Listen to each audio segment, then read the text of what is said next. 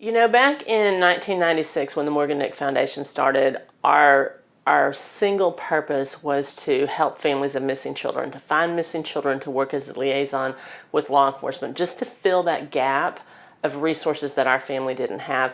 What has happened over the last 24 years is that we began to see a need in the population of missing adults in our state, and how they don't have resources, and how there's no one for them to call, there's nowhere to turn for help and resources. And so starting this year, we're beginning to actively serve missing adult cases. We also do a tremendous amount of education in the schools.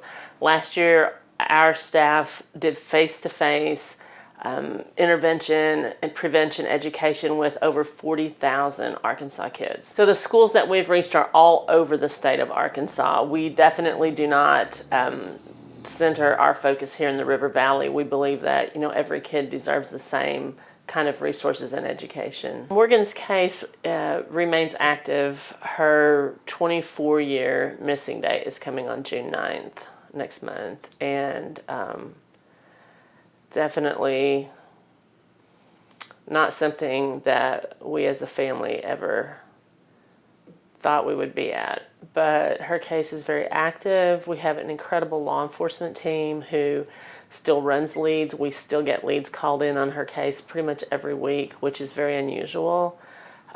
We have, you know, at the police department, they have an entire room full of filing cabinets and computers that is her actual case file. And I know people probably think it's a case file is a, you know, a 3-ring binder, but her case file is an entire room at a police department. And so we keep fighting for Morgan. I know that it's been almost 24 years and it breaks my heart.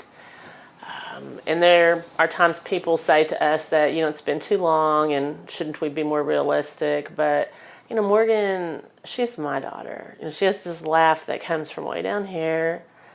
She loves cats and apples, and she thinks bubble gum is a food group.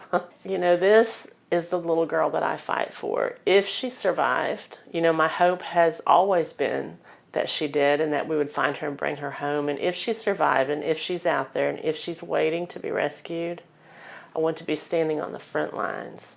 I want to be able to look her in the eye and say, I have always fought for you, and I've always believed that you will come home.